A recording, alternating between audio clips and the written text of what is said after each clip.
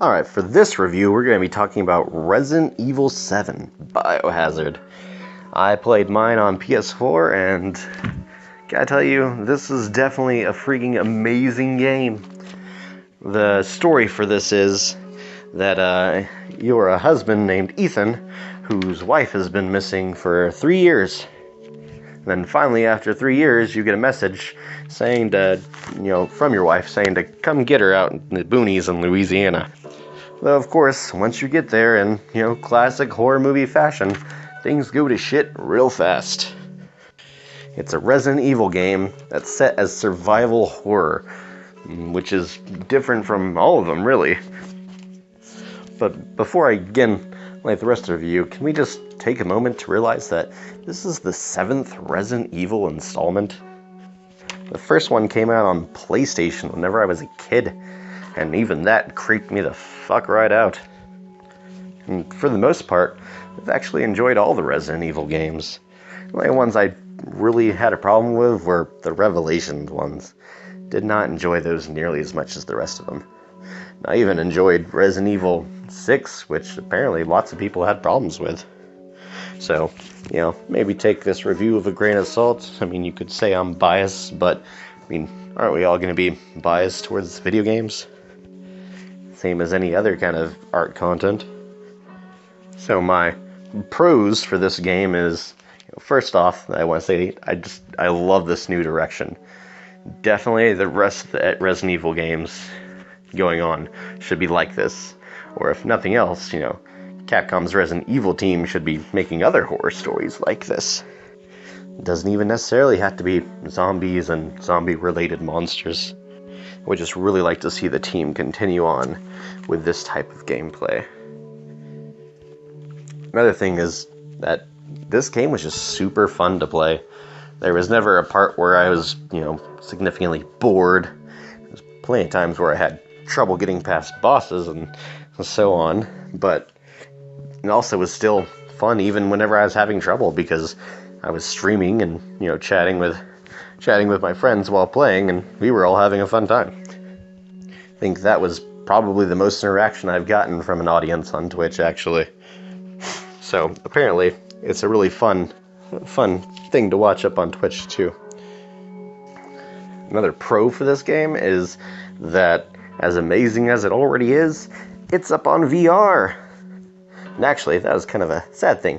Whenever I heard this game was out on VR, I thought it was actually only on VR, so I hadn't reserved it. And by the time it finally got to where it came out, I found out that it wasn't just for VR, and so I immediately ran to the GameStop and got my copy. The cons for this game, or its shortcomings rather, is one being that it was very short, which, is kind of funny that I'm listing it as a con, because at times it felt like it was, too long. Like, it always seemed like it was just about to end, and then, find out, you haven't gotten through shit, really. But the game took me an official 4 days to beat. I guess technically I haven't actually beaten it. I'm at the very last part, and, by the time I got to the very last part, I didn't quite make it through that night, and then, next game came out for me to play. But without doubt, I will be completing it, and probably streaming that as well. Well, not probably, I'll definitely be streaming that. If you haven't checked out my Twitch page, definitely go ahead and head over there, because I've got the entire game up on it.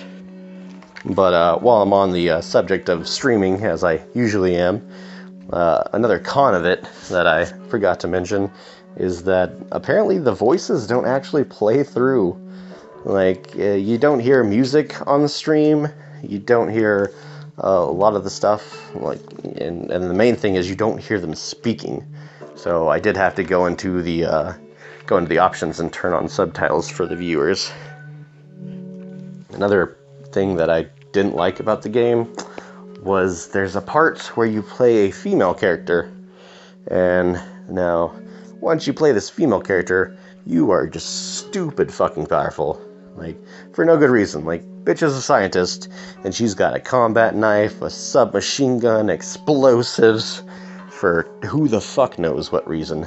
But your main character, who wanders down in the middle of the boonies to search for his wife who's been missing for 3 years, doesn't even bring a pocket knife with them.